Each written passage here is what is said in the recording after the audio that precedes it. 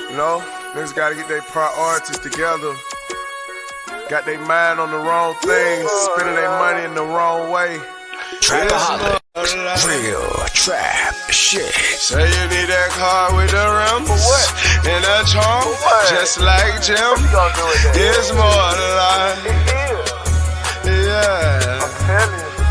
Talk to him. Say you need that LV bag with the belt and the hat. That's all you got though. It's more than life. Yeah. Talk to him. Real. Say you wanna turn up at the club, buy some bottles, and press them guns. It's more than life. Fucking everybody. Yeah.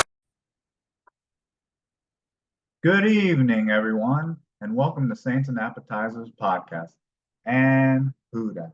And this evening, I have some main course for you. I mean, some serious main course for you. I gotta recap the Saints win over the New York Giants. So they're 7-7 and right in the playoff hunt. And then I gotta go rehash my game picks and my player of the game. And then we gotta move on to the biggest game of the year, hands down. Like, this is like the most crucial game of the season. Pretty much from here on out, every game they play is the most important game of the season. But winning this game Thursday night on Thursday night on prime time over the Rams is a big deciding factor of whether the Saints will make the playoffs or not. But there's a lot to get in here with those game picks and those hot takes and player of the game. So let's get into this. There's a lot to get into. So let's talk about these New York Giants a little bit. That kind of surprised me with how they ended up playing. But let's get into it. So can I get a menu? And so the Saints, they pretty much handled after the first half. The Saints pretty much just handled the New York Giants. I think that the score kind of like last week against the Panthers is a little misleading, because I mean, going into halftime and coming out of halftime, the Saints were only up 7-6, and then what the Saints defense has been doing the last 8 games or so is that they just pretty much snuff people out in the second half. But the difference is this is the first game in like 7 weeks, 8 weeks, where they didn't allow 14 or more points in the first half. So that was a big deciding factor on whether they would be good. That's the difference between this team like being like mediocre, average, to being like really good. If their defense can know how to turn it on and stay on for this last stretch of the season and into the playoffs, hopefully into the playoffs, then they should be good. But yeah, let's see. So some of the scoring here. So let's just go through the stats here real quick. Because after the first half, the Saints, they scored 17 points in the second half, and all their scores came. The first quarter score was one to Keith Kirkwood down the middle for 7 yards, and that was a play that was just completely, you wonder why Jimmy Graham has been inactive for as long as he have, because he just completely clears that area out and is leaving Keith Kirkwood like wide open on that play.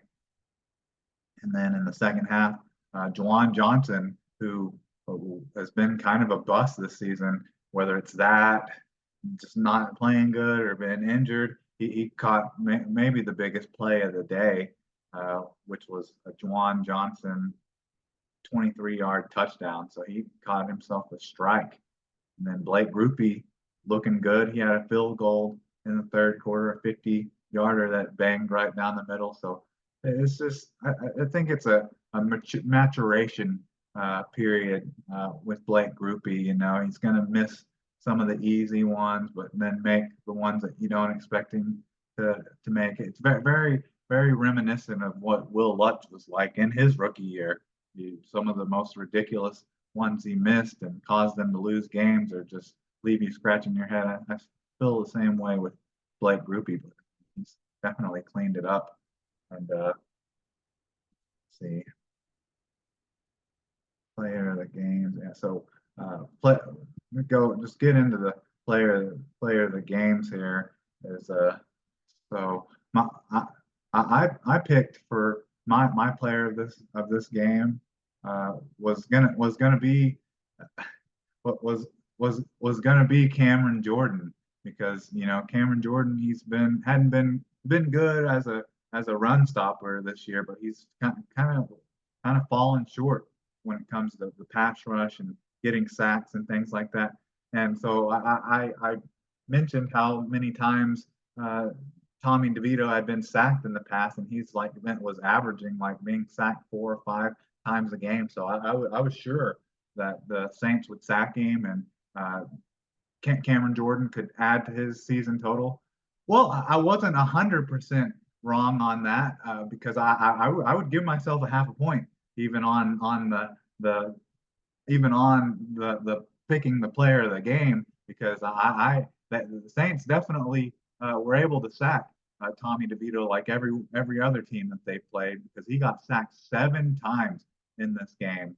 Demario Davis, I would say, if I was just to outright pick a player of the game, it would be Demario Davis. Demario Davis was just an absolute hoss in the first quarter, making every tackle, getting sacks, tackles for losses. But he had a sack in the game and had 10 total tackles, 8 solo and 2 assists. And then probably one of the more surprising ones is, I would say, Tano Passanio. It was probably filling in for the pass rushing downs for Cam Jordan, because he's dealing with that ankle injury. And Tano Passanio exploded onto the scene here with 3 sacks.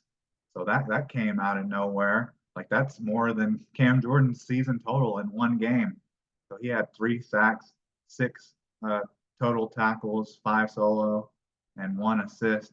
And then Carl Granderson had 1, and then Brian Bresee had 2.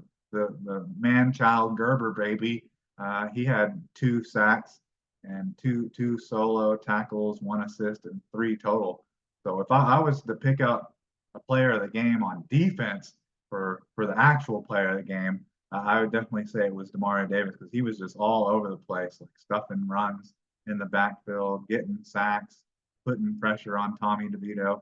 And then player of the game offensively, I guess it would be a combination between Alvin Kamara or Derek Carr even, because I mean Alvin Kamara, he had 110 total scrimmage yards. That's a classic Alvin Kamara day, 60 rushing yards, 40 receiving yards. That's just a classic.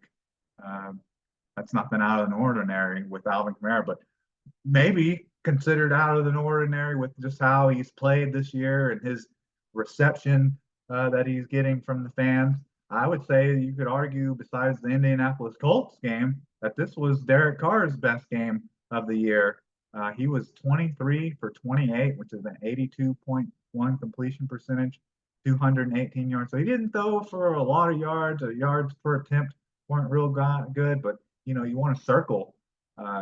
Coming into this game, he only had like 13 touchdowns. So you want to circle that three touchdowns. So now he has 16 touchdowns on the season, only 1 sack, which that's great, and then 134.8 quarterback rating, and then 0 forced fumbles. So if you're picking offense, probably Derek Carr, and picking defense, definitely Demario Davis. And then so that was my player of the game. So my hot take on this was, I thought the New York Giants, they were on a 3-game winning streak. Everyone wants to discount this win now that the Saints beat them. They just beat the trash New York Giants, the garbage out of New York. But I mean, they were 3-0 and on a run, and Tommy DeVito was looking like the Giants' next franchise quarterback, and he was picking up good gains, rushing the ball. So I predicted that I thought the Saints were going to allow 200 yards, but still figure out a way, find out a way how to win. Well, they didn't have to worry about that because the Saints did a great job stuffing the run, and not just Tommy DeVito, but Saquon Barkley as well, who got quite a few carries. So Tommy DeVito, he had 4 rushes for 36 yards, a long of 14, and an average of 9. So it looked early on maybe that Tommy DeVito, there was a little something there for her in the rush, but that as the Saints increased their lead, that kind of dissipated a little bit, and then Saquon Barkley couldn't get anything going on the ground. 9 touches for only 14 yards, and then just the passing numbers really aren't that impressive either by Tommy DeVito. 34 for 20, a 58.8 completion percentage, 177 yards, no touchdowns, no interceptions or fumbles or anything like that, even though he was sacked 7 times for a loss of 57 yards and a quarterback rating of 70.2. And I don't know how he didn't fumble or how he didn't get completely knocked out of the game, because there were some crazy moments in regards to hits in this game. So the one that everyone knows about, the Alontae Taylor one, like that was just like a ridiculous. I think both of those hits were on the same drive actually. So it was for when they were going to get their second field goal of the first half. Alontae Taylor just a dunk. It was a pass out to the running back, and Alontae Taylor comes up and makes like a uh, perfect hit on the receiver, and somehow just because it was too hard or made too loud of a pop or something, they thought it was unnecessary roughness or it was helmet to helmet contact or something, but it wasn't. So yeah, they throw a flag on that, which seemed ridiculous. And then a couple plays later, you got Tommy DeVito like scrambling around and does a late slide and gets hit in the back of like the shoulders, like the shoulder blades and neck, and gets spun around and goes limp. He does his own version of the Julio copter and spins around and goes limp on the turf like he was like knocked out. And somehow that wasn't a penalty, even though neither one of them should have been. But still, just the aesthetics of the hit uh, on Dan on I almost called him Danny DeVito, but Tommy DeVito was pretty bad, and so. But I want to get into where I'm trying to go with this is I want to get into Tommy DeVito, the whole story. You know, they were doing this and doing this after every sack play, and even when Dan Rizzi, when Lou Headley actually dropped a punt inside the 10 for once, they were all about it over there. But the Saints are like the number one, have to be like the number one team that fuels these media stories, you know. And I'm just so happy that the Saints were able to be the ones that ended the media escapade for Tommy DeVito. Like they're the ones that slammed the door on this story, you know, this feel good story. And I'm so happy about it because they let it. This a couple weeks ago, they let it continue. They let it go on for another week when they looked like a bunch of clowns. The whole team and defense looked like a bunch of clowns against Joshua Dobbs, and people were running around, running with that story. Oh, he's got alopecia. Oh, he's got enough education to be an astronaut. Like, who gives a crap?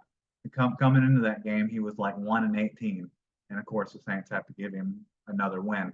But I'm glad the Saints weren't victims of this and could make this feel good story come to a screeching halt. I'm really happy the Saints were the ones that did this, that they were the leading candidates to knock them off. So you don't have to hear about Tommy DeVito, or you don't have to hear about how he tore up the Saints or anything like that. So that makes me feel good. I'm really happy about that. Just that alone is as good as how the win feels. And add on to the win, the week was great, you know. So Saints get that win, who I'd say there's probably a good portion of people that didn't think they would win. They probably actually thought that they were going to get dominated by the New York Jets. And then so they win, and then just a couple minutes later, it may have been even before the game ended, the Falcons actually lost to the Panthers. When they lost to them like 6-9 or something. So the Saints looked at the records. Like I said, I was saying earlier, they're tied 7-7 with the Tampa Bay Buccaneers, but essentially, so it's a kind of, since the Falcons lost, it's kind of turned into a two-team race between the Buccaneers and the Tampa Bay Buccaneers and the New Orleans Saints. But essentially, both those teams control their own destiny. And let's see. So talk about just Jimmy Graham. Let's talk about him real quick because that's just wild now that Jimmy Graham has not been active like all season with the this is that was his it was the four it's a 10:51 mark of the fourth quarter. He caught a 1 yard touchdown from Derek Carr, and that's what put them up 24-6.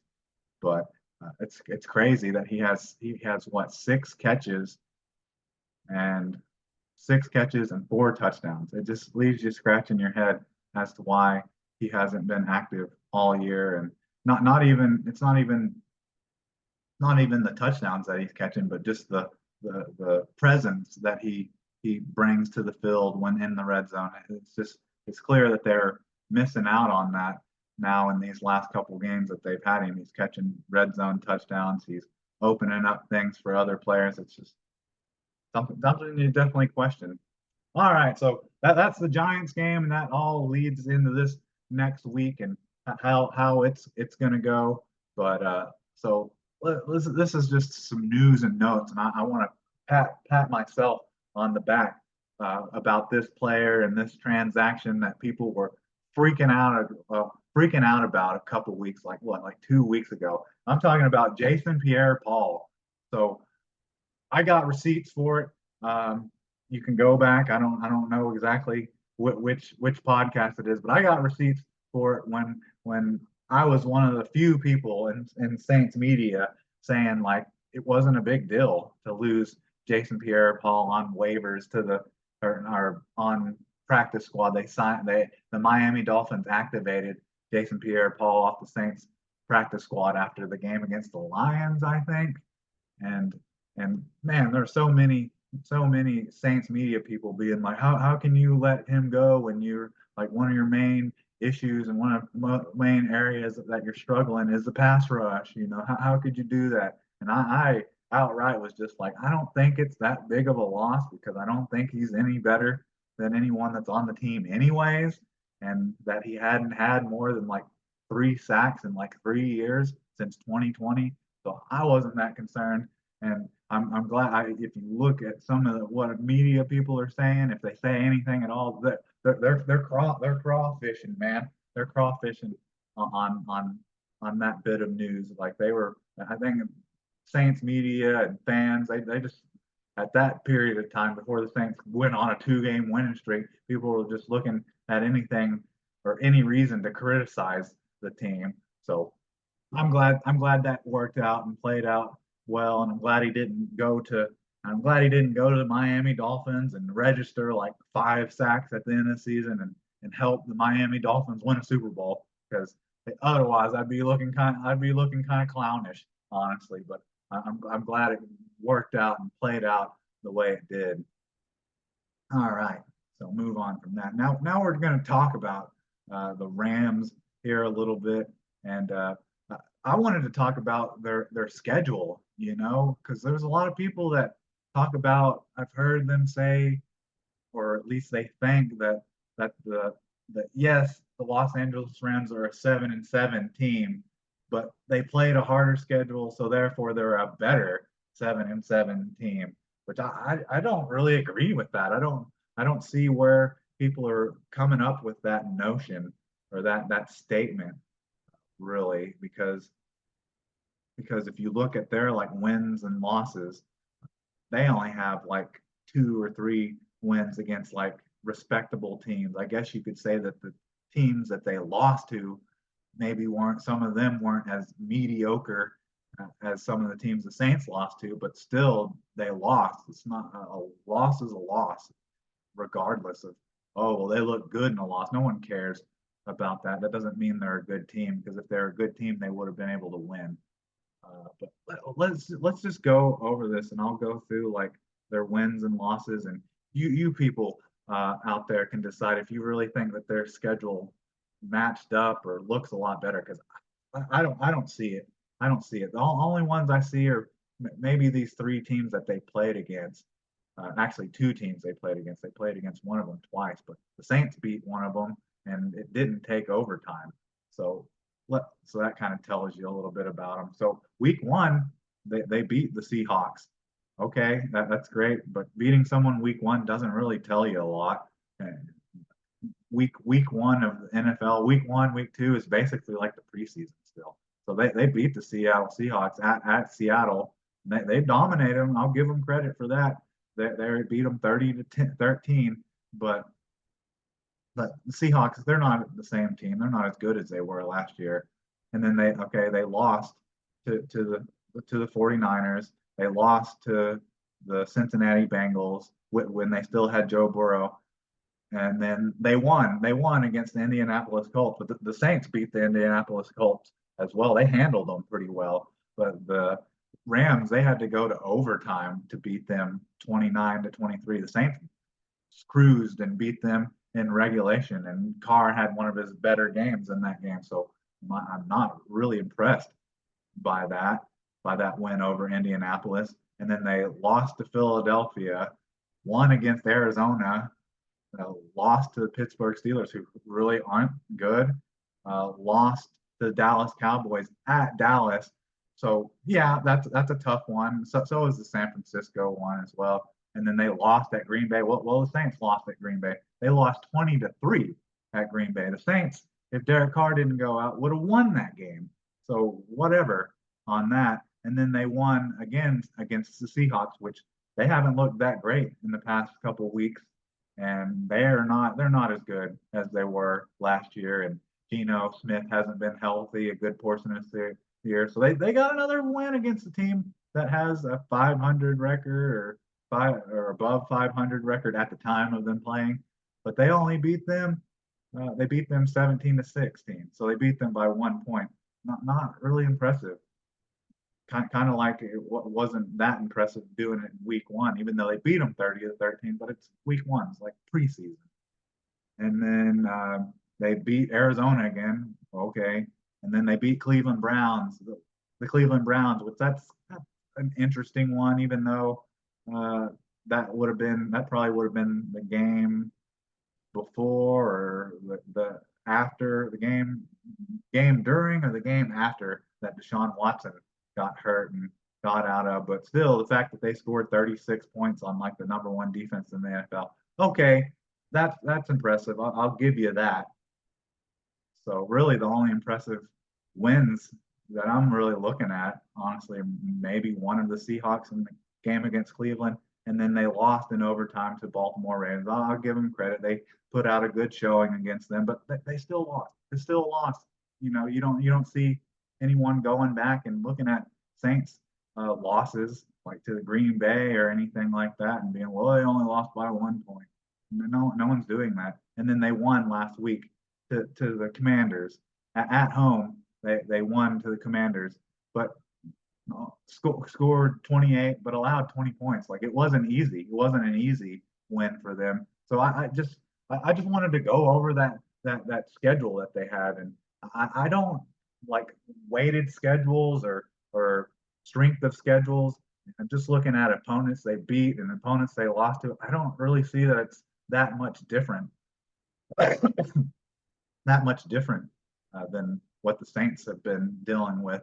The only thing that I'll say that has really turned on in the last couple of weeks or so for them is Matthew Stafford has been playing, like a Super Bowl MVP again. He's finally looks like he's kind of healthy from his injury last year, and these last 2 or 3 games he's had like 3 touchdown games, no interceptions, So I will say like that's the boost that team probably has over the Saints is probably better quarterback play and Aaron Donald.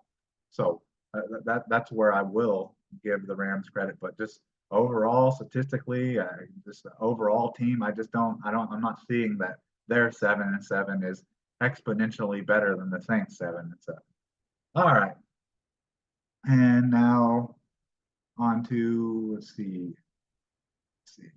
on on to the injury report. So we got an injury report here. There this week, because it's Thursday, a short week. A lot of these reports and injury reports are just estimated, and they're not even actually practices. They're just like walkthroughs all week. So it's hard to judge really what's official. You were in attendance for practice, but there was really not a practice held. But let's get into that.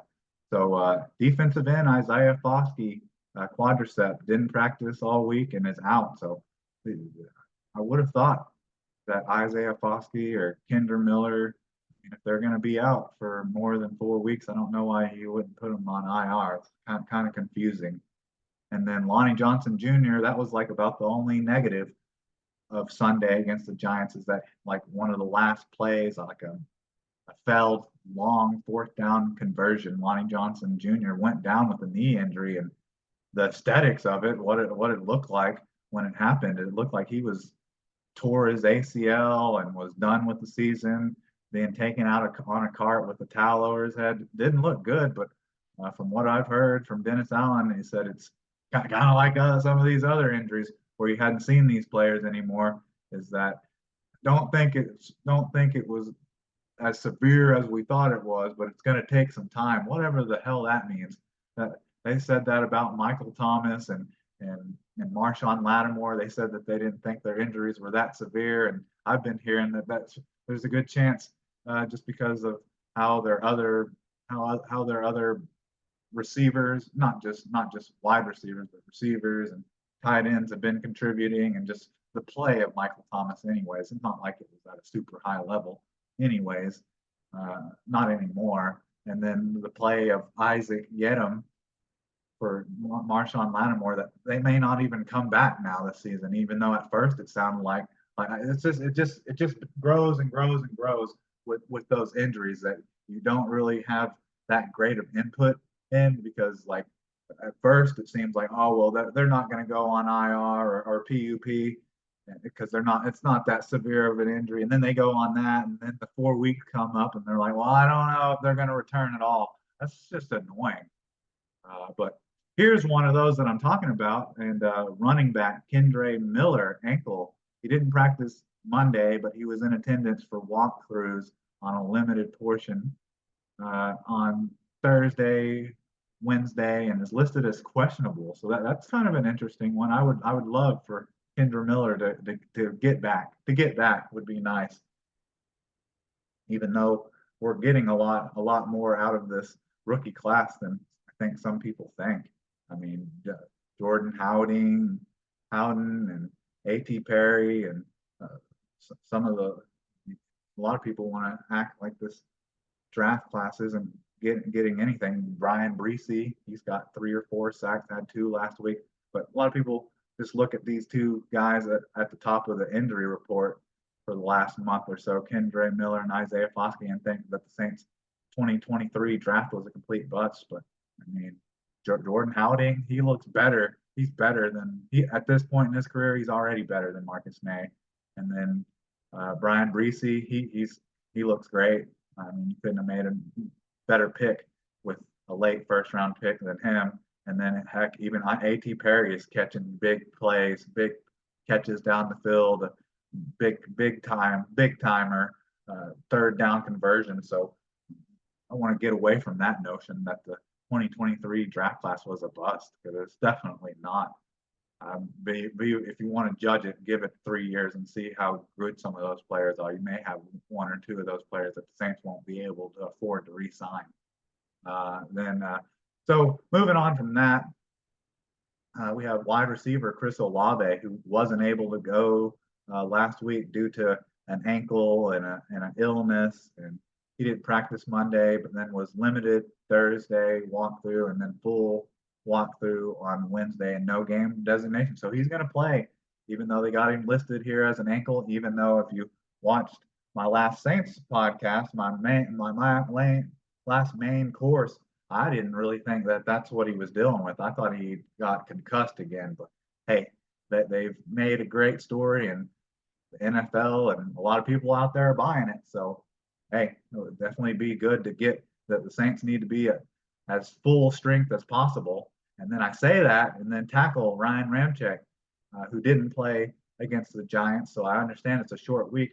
So that's kind of why I thought he wouldn't play against the Giants, and then would play against the Rams, but apparently not. Apparently that degenerative knee, that knee that needs to be scoped and drained and all that business, arthritic knee thing looks like it's gonna blow, probably pop like a pimple after games sometimes. I don't know. I think we've maybe come towards the end of Ryan Ramczyk. You know, he was great in his prime. He had all those good final years with Drew Brees, but I just don't know. I don't know if his knee can hold up anymore. But he didn't practice all week and is out for his second game in a row.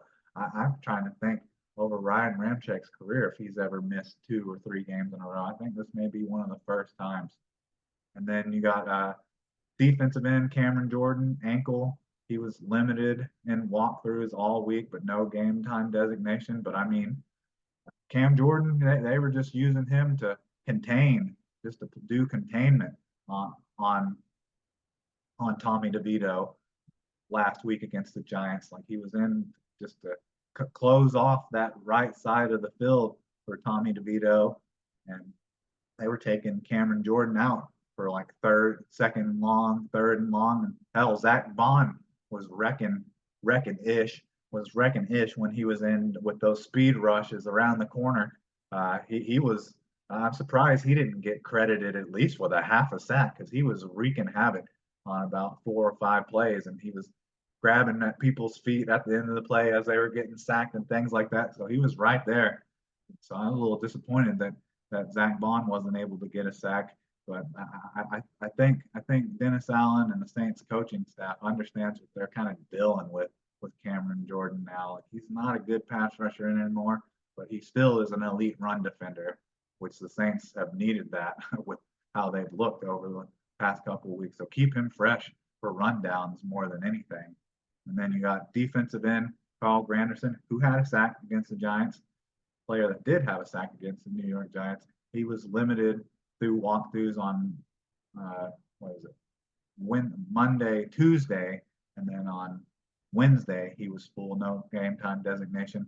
And this is the one I'm not really surprised by this, just because it's they first designated him last week to return to practice, but didn't expect him to play in that game, and didn't expect him to play on a short week either, because he needs the reps, he needs to get his conditioning right. So the last player on the injury report is Peyton Turner. Hasn't been officially activated yet to the active roster, so he's still a reserve, injured reserve player. But he was limited through walkthroughs all week and is listed as officially out. But that's good. That's progress, to see him back. And man, the Saints, they look good last week, getting 7 sacks against the Giants, but they definitely could use some reinforcements in Peyton Turner and Isaiah Foskey. More than anything, if the Saints get bumped out of playoff contention, I just want to see. I would just like to see what I have in Peyton Turner and Isaiah Foskey. I'm probably a little more optimistic than some people that already just want to call him a bust. I just want to see what I got. Hard to call him a bust when you haven't really gotten to see them play yet. All right, and now on to the Los Angeles Rams injury report, which is significantly shorter. It's about half as long. Let's see. So let's see here. So I don't know. Some of these I'm not sure. I think trying to think of the status of some of these players. Like like their spot on the depth chart is what I mean. Any of these players are actually like starters at all. So first player on the list is defensive back Trey Tomlinson. He's dealing with a hamstring. He didn't practice all week and is listed as out. For some reason, I think he's like a nickel or a dime corner for them. Still a very important defensive back, but I don't think he's like one of their starting outside corners. And then offensive lineman Joe Noteboom dealing with a foot injury, didn't practice all week and is listed as questionable.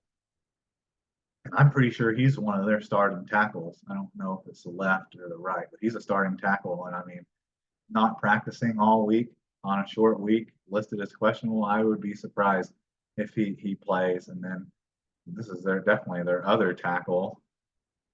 So one of these guys is definitely their starting tackles. They got tackle Rob Havenstein dealing with the groin. He was limited Monday and then full the rest of the week, no game designation. And then defensive back Akilla Witherspoon, which I think he is one of their starting corners. They limited Monday and then didn't practice the rest of the week, no game time designation. And then Tutu Atwell, wide receiver, who of course, coming back. He's coming back for the Saints game, so he's being activated, and of course he's got to make it back in time for the Saints. And I'm pretty sure he had a big touchdown reception, like a 50-yard touchdown, receiving touchdown in the game last year against the Saints. So that of course he has to make it back just in time to play the Saints again. So he's dealing with a concussion.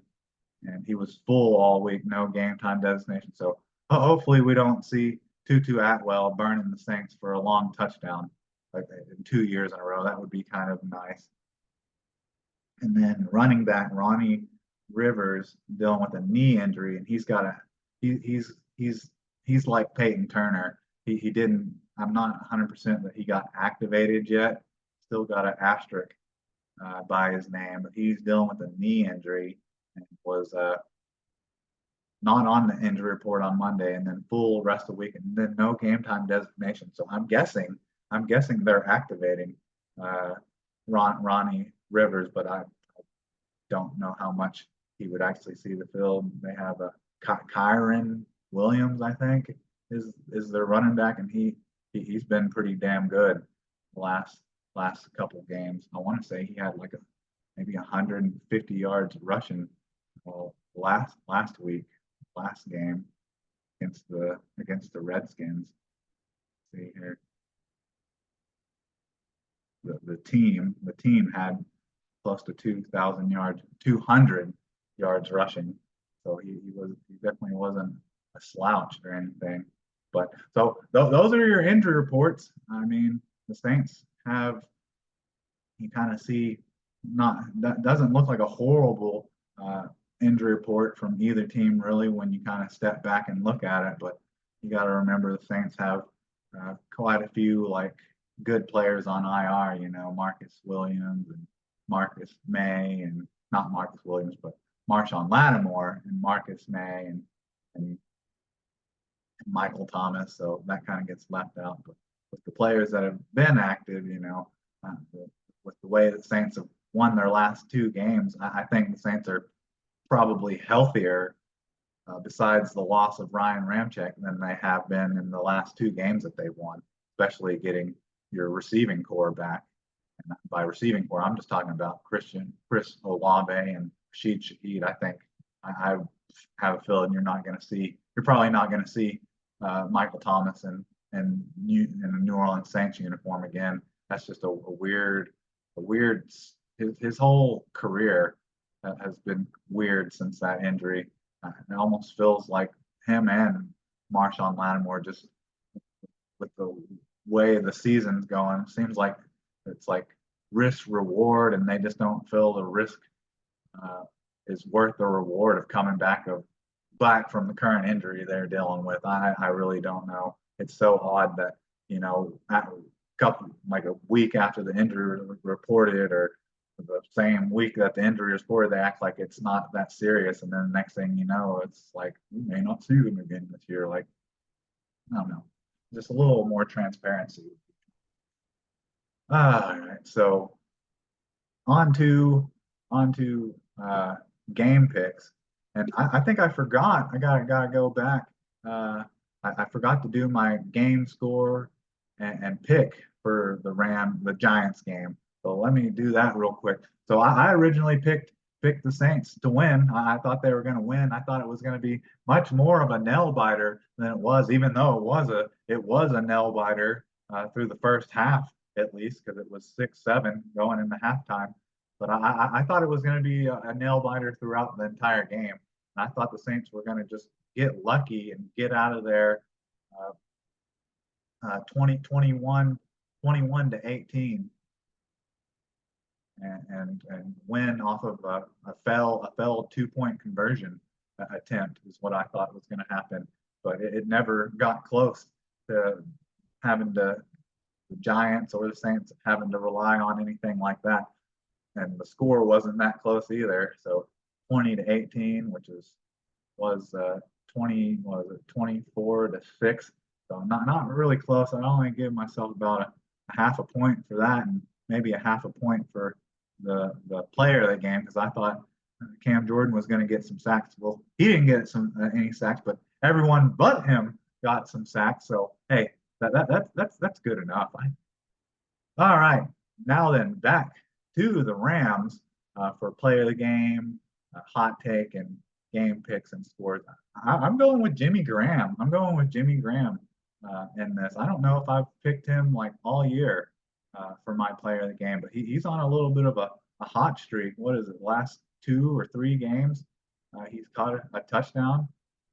So I'm predicting Jimmy Graham to make another big time third down conversion or catching the red zone and then getting a red zone touchdown again. So I'm going Jimmy Graham with my player of the game. And then for my hot take, this is something crazy with the Saints, just how they've produced this year. And when they were talking about this and mentioning it during the broadcast, I found that hard to believe. It just seems like something so unreal and just something that you'd never expect from a Saints team. And that's the fact that they haven't scored an opening touchdown on their opening drive this year, like all year. And that's just so wild. We're going into week 16 and the Saints still haven't scored on their opening touch drive of the game, which is just it's such a Twilight Zone thing to be having to deal with right now with the Saints, because when Drew Brees was the quarterback all those years ago, when Drew Brees was the quarterback, I swear it seemed like scoring on their opening drive, more like scoring on their first three drives was more likely back then. You never had to worry about anything like that. But that's what I'm predicting. The Saints look like they're kind of heating up a little bit. It could be because they've been playing cans the last 2 weeks or so. But we went over the Rams record, and I don't think the Rams are any better of a team than the Saints. Just from makeup. I guess the 2 things you could highlight, I guess, is they got a better coach and their quarterback is better when he's healthy. But that's about it. But I'm picking the Saints to get their first opening touchdown drive of the year in this game against the Rams.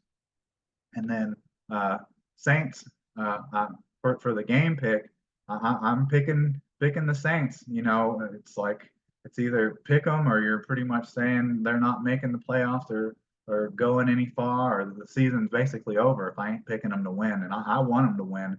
I can't be down with those people that want them to lose and want a better draft pick and just want them to lose so you can get rid of Pete Carmichael, get rid of Dennis Allen. I ain't down with that. And hell, I'm not even really not even that down with all the hate speech and the rough go of it that Derek Carr gets. I just, for some reason, a lot of Saints fans and people in the media think that he's a dislikable person, but I don't think that's really the case. I think he's a competitor, just like when you would see Patrick Mahomes screaming and yelling on the sideline, or at pretty much every game, seeing Tom Brady screaming and yelling or breaking a tablet on the sideline. I mean, the only difference is that Derek Carr just hasn't won consistently, so therefore he gets hammered for acting that way. But I, I, I I don't think it's going to be like that. Uh, so I think the Saints win this. I'm picking the Saints to win this, and I'm picking it to be another nail biter, 23-20. But I'm here for it. So my player of the game, Jimmy Graham, get another red zone short 1 yard touchdown. They're going to score on their opening drive for the first time all year. I'm picking the Saints to win in another nail biter, probably either win it off of a last second field goal or win the most heart tacking, probably heart wrenching and heart stopping way they can win is probably win on some like short shanked field goal or something. Like if the Rams kicker like misses like a 38 yarder or something at the end of regulation to like tie it or something. That's what I see happening. So, anyways, I think that's about all I have for you. You know, I'm excited for this game, but super nervous about this game. It stresses me out. I don't like these Thursday night games. I especially don't like them when they're on the road and have to play them, even though they played one at home earlier in the year and looked like a bunch of clowns against the Jacksonville Jaguars. So there's already a little bit of history of what the Saints have looked like on Thursday this year, but then having to travel all the way to the West Coast, and basically they played 2 Thursday night games this year. The only thing that'll benefit them is if they win this, they get the 10-day break leading into their last 2 games. But other than that, it's a detriment.